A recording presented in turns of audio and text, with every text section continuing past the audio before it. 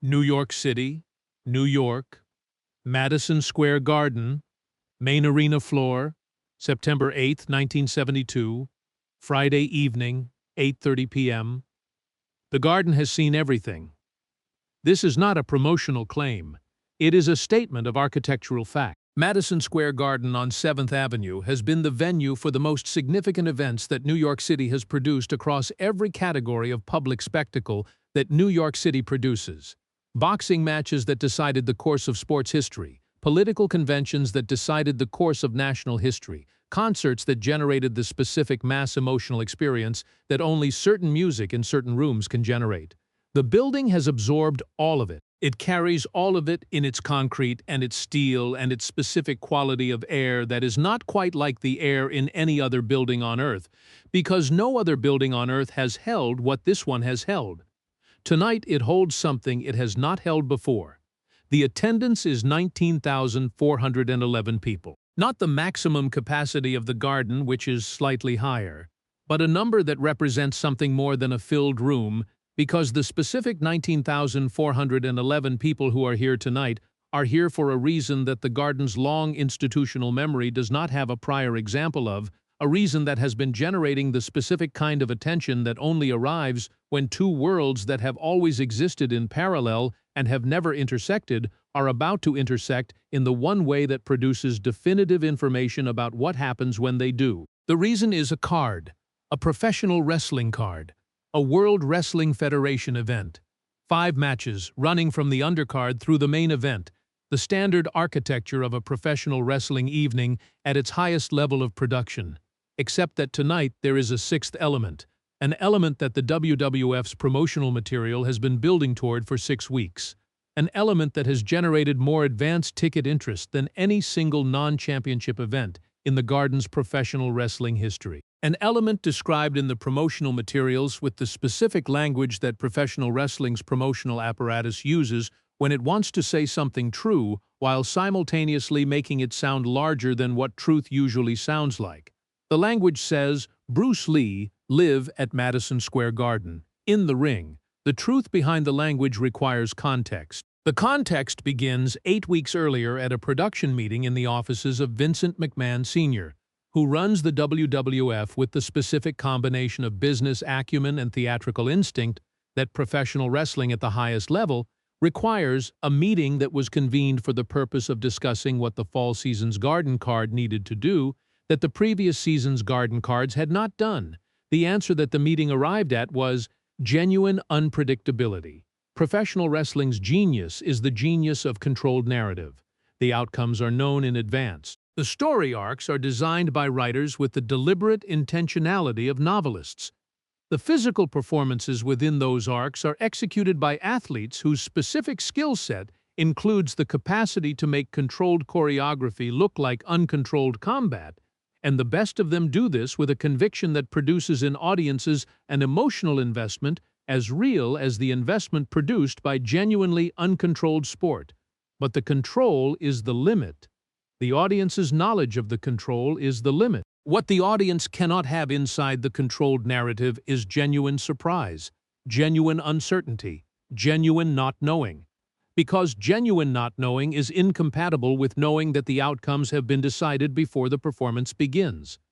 McMahon Sr.'s question at the August production meeting was, what would it take to put genuine not knowing back into the building? The answer that came back from a creative consultant in the meeting, whose name does not appear in the WWF's official promotional history of this period, but whose contribution to this specific evening is the contribution most worth noting, was, invite someone into the building whose relationship to what happens in the ring cannot be scripted, because the relationship between that person and the ring's content is not a scripted relationship.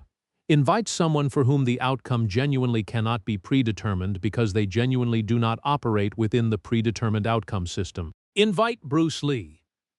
The proposal required a further conversation about what exactly an invitation to Bruce Lee would mean, because Bruce Lee's relationship to professional wrestling was not a relationship that had previously required anyone to think carefully about what it would mean.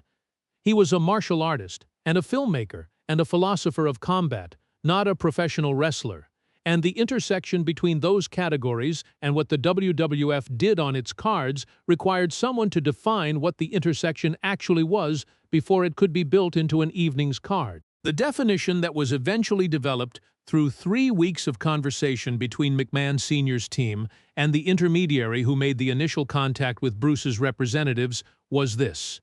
Bruce Lee would appear, he would be present in the building, he would not perform a scripted segment, he would not participate in any predetermined narrative, he would be there as himself. And the question of what that meant in the context of a professional wrestling card would be answered on the night by what actually happened when the building contained him alongside 19,000 people who had paid to see what would happen. McMahon Sr. understood the risk. He accepted it because he understood something that the risk was evidence of, which was that genuine uncertainty, once introduced into a controlled environment, produces an energy that controlled environments cannot manufacture, and that energy was worth more to the building on this particular Friday evening than any scripted segment his writers could design. Bruce's representatives understood the invitation differently than the WWF intended it. They understood it as an opportunity to demonstrate in front of the largest live audience Bruce had ever been in front of what Jeet Kune Do was when it existed in the same space as the most theatrical version of physical confrontation that American popular culture had developed. They saw it not as a performance opportunity, but as a clarity opportunity. The contracts were signed 6 weeks before the card. The promotional campaign that followed generated the advance ticket interest that produced the 19,411 people in the building tonight. The card runs. The undercard matches proceed with the specific energy of a garden crowd that is present for the full evening rather than for the main event only. A crowd that is engaged with the undercard the way garden crowds are engaged when the building has the particular charge that tonight's building has, when every element of the evening is carrying additional weight, because the building knows something unusual is in it. 3 times in the 6 weeks between the signing of the contracts, and tonight, Bruce has had occasion to address the question of what his presence in the building would mean. Not in press conferences, not in promotional appearances, not in any of the media contexts that the WWF's publicity apparatus deployed around the event. In private conversations, with the people in his own world who asked him why. The first conversation was with Dan Inosanto, who came to Bruce's home in Bel Air with the question that the announcement generated in the Jeet Kune Do community, a question that was not hostile, but that carried the genuine concern of a serious practitioner for the reputation of the discipline he had devoted his life to. He said, "You are walking into their building, their rules, their crowd, their narrative. The risk is not physical, the risk is contextual. Whatever happens will be framed by the context, and the context is entirely theirs." Bruce said, "I understand the risk. I'm going because the context is a test of something specific. Whether what I have developed can exist in a context that is designed to make everything theatrical and remain genuinely itself, if it can, that tells me something important about what it is. If it cannot, that tells me something equally important." He paused. He said, "Do not try to understand what I'm going to do there as a performance. I am not going to perform. I am going to be present. What I am will either be visible or it will not. I cannot control which. I can only be what I am, and let the context reveal whether that survives contact with a different world." The second conversation was with a journalist who had been covering martial arts for a California publication and who had attended the press conference at which the WWF announced Bruce's appearance and who had sought a private conversation afterward. The journalist asked, "Are you afraid of being made to look foolish in that environment?" Bruce said, "The environment can only make me look foolish if I try to be something other than what I am inside it. If I try to compete on their terms, I will lose because their terms are not my terms, and no one wins on someone else's terms. If I am entirely what I am, the environment cannot produce a version of me that is not what I am. The foolishness would only arrive if I pretended." He paused. He said, "Do not test what is in that building if you do not intend to be genuinely present for the test. That is the only warning I would give anyone about walking into a context like this one. Go in completely or do not go." The third conversation was with McMahon Sr. himself. At a dinner in New York 3 days before the card, a dinner that was logistical in its stated purpose, and that became, over 3 hours, something that neither man had anticipated. McMahon Sr. was a man who understood showmanship with a depth that very few people in the entertainment business could match, who had built a promotional empire on the understanding that what people wanted from spectacle was not reality, but the feeling of reality, the emotional experience of something high stakes and genuine produced through the most carefully controlled conditions available. He said to Bruce, "In my world, control is the product. The control is what we sell, the appearance of chaos inside total control. That is what 19,000 people are paying for on Friday." Bruce said, "In my world, the absence of control is the product. The genuine encounter with what is actually there, rather than what was designed to be there. That is what 30 years of practice is for." McMahon Sr. said, "Those two things cannot coexist in the same building." Bruce said, "We will find out." McMahon Sr. looked at him for a moment. Then, "That is either the most naive thing I have heard from a serious person or the most confident. I cannot tell which." Bruce said, "It is neither. It is a question. I am going to Friday to find out the answer." McMahon Sr. said, "If what you bring into that building disrupts what we have built, the crowd will not thank you for it." Bruce said, "I know that is the risk. I am taking it anyway." He paused. He said, "Do not try me with the intention of containing what I bring into the building within what you have already planned. The attempt will fail, and the failure will be visible to 19,000 people. Let it be what it is, and work with what it produces." "That is my only request." McMahon Sr. said, "That is not how we work." Bruce said, "I know." Long silence. McMahon Sr. said, "Friday." Bruce said, "Friday. Friday has arrived." The third match of the card concludes. The crowd is warm. The building has the specific warmth of a garden crowd that is enjoying itself without yet having arrived at the peak of what the evening has promised. There is pleasure in the room, but the pleasure is anticipatory. It is enjoying itself in the knowledge that it is on its way to something larger. The fourth match begins. It involves two of the WWF's most established performers, a match that under normal circumstances would be the evening's highlight. A match with a known story arc and known performers whose history with each other the Garden crowd knows, because the Garden crowd has been following the WWF's storylines with the engaged investment that a committed narrative audience brings to serial fiction. Tonight, the match is not the highlight. The crowd knows it, the performers know it. The match is executed with the specific professionalism of serious athletes who are doing their job to the full extent of their capability, regardless of what the context around their job is doing to the significance of their job on this particular evening.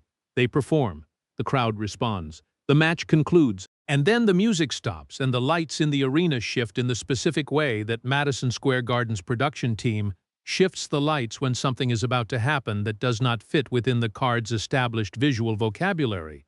A shift that the 19,000 people in the building receive with the collective physical response of people whose nervous systems recognize a change in the environment before their conscious minds have processed what the change means.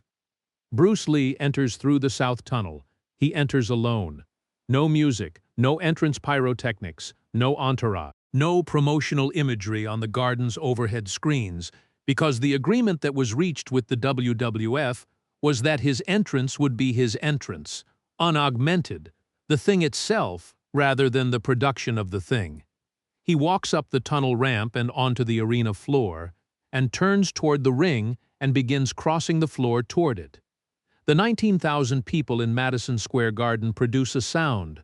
The sound is not the sound the Garden produces for a scripted entrance. It is not the performed enthusiasm of a crowd that has been cued by music and lighting to deliver the appropriate response to a performer they have been prepared by 6 weeks of promotional material to receive. It is something with more texture than that. It is the specific composite sound of 19,000 individual responses arriving simultaneously. Responses that are not uniform because the people producing them are not uniform in what they know or feel or expect.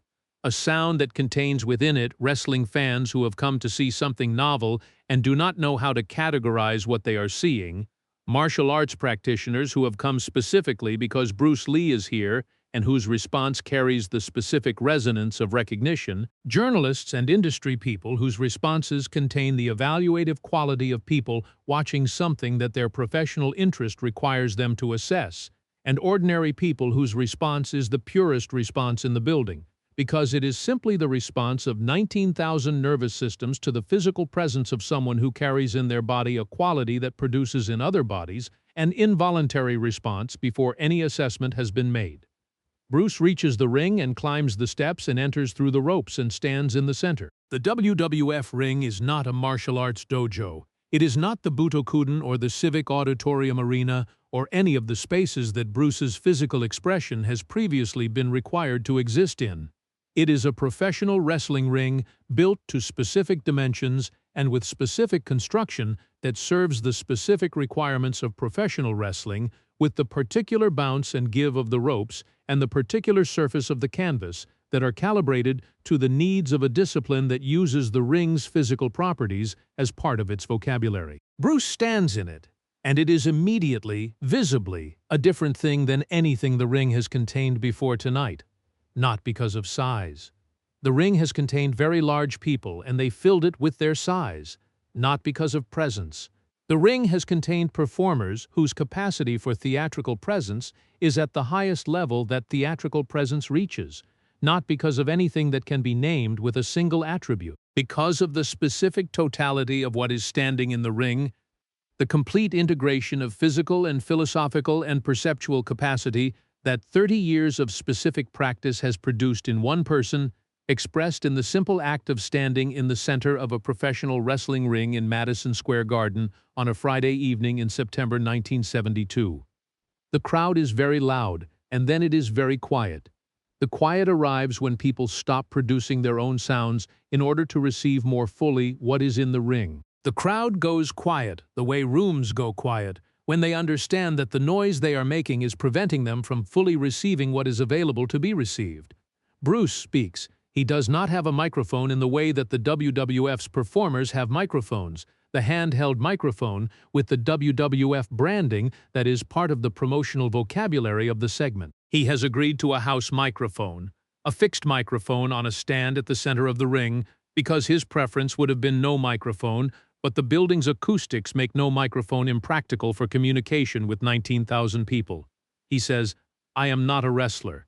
His voice in the Garden's acoustics carries without amplification, adding anything to it that amplification usually adds, the specific electronic warmth that microphone processing produces. It carries as what it is, a voice that has been trained to the same level of intentional efficiency as everything else about him. He says, "I am here because someone asked a question that I found interesting. The question was whether what I have spent 30 years developing would still be what it is when it exists in a context that was not built for it. Whether the thing survives contact with a completely different world." He pauses. He says, "I do not know the answer. I am here to find it." The crowd is quiet in the way it has not been quiet all evening. He says, "I have been warned 3 times in the weeks leading to tonight that what I am walking into will either contain me or expose me or reduce me to something that fits within its existing categories. I have heard all 3 warnings. I am here anyway, because the answer to all 3 warnings is the same answer." He looks around the building. His gaze moves across 19,000 people with the quality of someone who is genuinely looking at what is there, rather than performing the gesture of looking. He says, the answer is, do not try.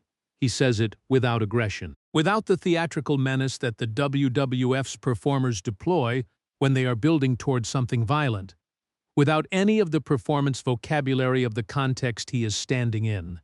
He says it with the flat certainty of a person stating a fact about the physical world. He says, do not try to contain this. Do not try to reduce this. Do not try to make this fit a category it was not designed to fit. Not because I am threatening anyone, because the attempt will fail, and the failure will be visible to everyone in this building. That is not a threat. It is a description of what will happen. He says it a 3rd time. Do not try. In the 3rd saying of it, something shifts in the building. Not in the crowd's response, which has been building in its specific composite quality since Bruce entered the tunnel, in the quality of attention. in the specific change that happens in a very large room when 19,000 people simultaneously understand that what they are watching is not a performance of a real thing, but the real thing itself, that the person in the ring is not representing something, but being it fully and without remainder. What follows is not a match. It is not a scripted confrontation, not a staged altercation with a WWF performer designed to showcase Bruce's capabilities within the promotional narrative. Not any of the things that the WWF's creative team had privately developed as contingency plans for how to integrate Bruce's presence into the card's structure if it became necessary to integrate it. What follows is 40 minutes. 40 minutes in which Bruce Lee demonstrates in the center of Madison Square Garden for 19,000 people who came expecting to see professional wrestling and are instead watching something that they will spend years trying to describe accurately to people who were not there, the complete integrated physical expression of Jeet Kune Do in real time, in a space that was not built for it, for an audience that was not prepared for it, without script, without choreography, without the safety of the controlled environment that most demonstrations occur within. He works with 3 different WWF performers. The work is voluntary on both sides. The performers are men who are genuine athletes with genuine physical capabilities, who have been told that participation in whatever Bruce invites them into is entirely their choice and that the choice will be respected either way. All 3 choose to participate. The first is a man known in the WWF universe as a power performer, a man whose physical mass and strength are the foundation of his professional identity, who approaches Bruce's invitation with the professional confidence of someone who has spent years in this ring and who knows what this ring produces and what it demands. He learns in 45 seconds that the ring produces something different when the other person in it is operating from a completely different set of physical principles. Not because he is overwhelmed, because the contact that he expects to be the beginning of something is over before the beginning has become what he expected the beginning to become. He is redirected, not thrown, not struck. Redirected. Guided from the position his committed movement was producing him into to a position that his committed movement was not heading toward, with a precision and a speed that his body processed before his mind did. He stands in the ring and looks at Bruce and says, into the house microphone because he happens to be standing next to it, I did not feel that happen. The crowd produces the sound that crowds produce when something true is said clearly. The second performer is a technical wrestler, a man whose approach to the ring is not power-based but precision-based, who has built his professional reputation on the execution of complex holds and positions with a technical rigor that the wrestling community regards as among the highest in the WWF's current roster. He approaches Bruce's invitation with genuine curiosity, the curiosity of one technically rigorous practitioner for another. What happens between them in the ring over the following 12 minutes is the closest thing to a genuine technical exchange that the Garden has held. 2 people with deep technical knowledge of how human bodies can be positioned and controlled, exploring the specific geography of what each other's system knows and what it does not know, finding the edges of their respective maps in real time in front of 19,000 people. It does not resolve in the way that wrestling exchanges resolve. There is no pinfall. There is no submission. There is a moment, about 9 minutes in, where the technical wrestler attempts a hold that his training has identified as among the most secure that Greco-Roman wrestling has produced, a hold from which escape requires either a specific counter or sufficient strength to break the mechanical advantage the hold creates. Bruce does neither. He uses a third option that the hold's architecture did not account for, a small, precise movement that addresses not the hold itself, but the mechanical prerequisite of the hold, the specific joint position that the hold requires the holder to maintain in order to maintain the hold's security, applied to that prerequisite with a force that is not sufficient to injure, but that is sufficient to make the prerequisite unavailable. The hold releases. The technical wrestler stands up and looks at Bruce the way practitioners look at each other when one of them has found a gap in the other's system that the other did not know was there, with the specific expression of someone receiving genuinely new information. He says, that is not in Greco-Roman. Bruce says, no. It is in the space between what Greco-Roman addresses and what it does not. The technical wrestler nods slowly, the nod of a serious person receiving a serious answer. The third performer does not come to Bruce. Bruce goes to him. This is notable. The third performer is the WWF's current heavyweight champion, a man whose professional narrative is the narrative of invulnerability, who has been built by the promotional apparatus into the specific kind of figure that professional wrestling builds its champions into, a figure whose entire value to the promotional system depends on the perception that he cannot be defeated, that the narrative in which he is champion is the natural and correct narrative rather than one of the possible narratives.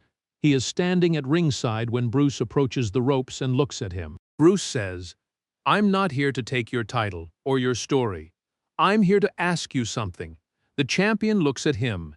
He is a man who has been performing invulnerability for long enough that the performance has become the default mode, the setting that activates automatically in any situation that contains a potential challenge to the narrative.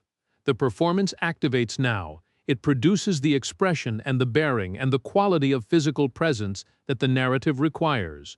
Bruce lets it produce all of that. Then he says quietly, just the two of them, the crowd too far away to hear, "Behind what you perform, what do you actually know about what your body can do?" The champion is quiet. Bruce says, "I am asking genuinely." The champion climbs into the ring. What happens between them is not a confrontation and not a demonstration and not a match. It is a conversation conducted in the specific language of physical contact between two people who have different kinds of knowledge about what bodies can do. Bruce offers things. The champion receives them. The champion offers things back. Bruce receives them. The exchange is genuine, and the crowd, which cannot fully understand the technical content of what it is watching, understands its quality, understands that what is happening in the ring is real in the way that things are real when both people involved are genuinely present and not performing presence. It lasts 14 minutes. At the end of it, the champion says into the microphone that someone has brought back to the center of the ring to the 19,000 people in the building. "I have been in this ring for 11 years. I have been told what to do in this ring for 11 years. Tonight is the first time I did not know what was going to happen next in this ring." He pauses. He says, "It is the best 11 minutes I have spent in here." The garden produces the sound that 19,000 people produce when they have received something they came looking for without knowing what they were looking for. Bruce stands in the center of the ring. He says into the microphone, "What happened tonight is what happens when a controlled environment encounters something genuinely uncontrolled.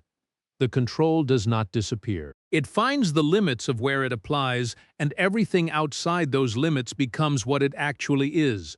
What I do exists outside the limits of this environment's control. That is not a criticism. It is a description." He pauses. He says, "Everything outside the limits of your control is not your enemy. It is information about where your limits are. That information is the most useful thing any discipline can receive. Use it." He sets down the microphone. He exits the ring the way he entered it, alone through the south tunnel. Without the production apparatus that surrounds every other exit the garden has seen tonight. McMahon Sr. is standing at the tunnel entrance when Bruce walks through it. He looks at Bruce for a long moment. He says, "You were right." Bruce says, "About which part?" He says, "About not trying to contain it. We had 3 contingency plans for how to redirect the evening if it went somewhere we could not work with. We did not use any of them. We let it go where it went."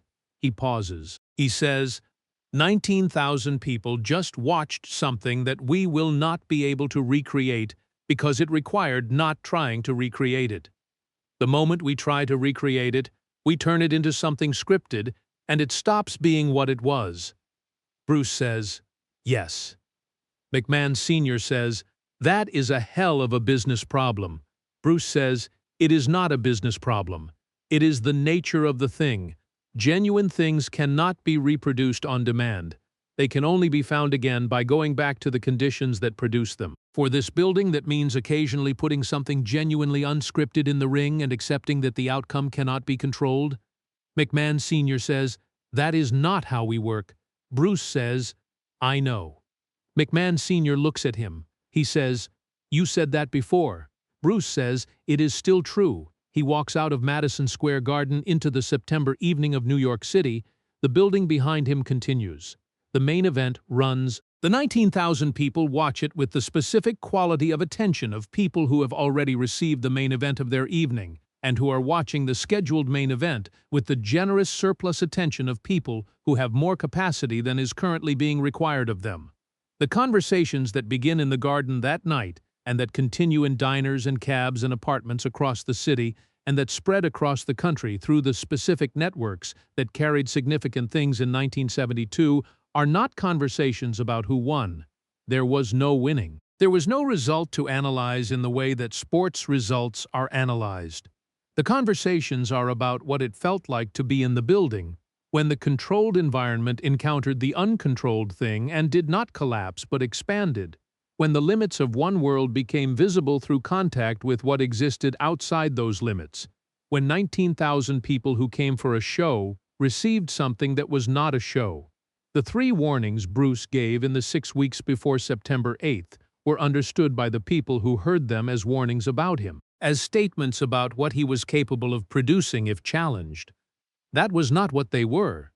They were warnings about a principle, about what happens when you try to contain something that does not operate within the logic of containment, about the specific futility of attempting to make a genuinely uncontrolled thing fit within a controlled structure. Do not try was not a threat. It was a description of the physics of the situation. The garden found out on a Friday evening in September that the description was accurate. 19,000 people were the evidence. The building held all of it. It held it the way the Buto Kuden held the kata, and the way Angola's yard held the 2 hours, and the way every space that Bruce Lee had entered, with the complete expression of what 30 years of practice had made him held, what he brought into it, without diminishing it, without containing it, without making it smaller than what it was. That was the whole point. It was always the whole point.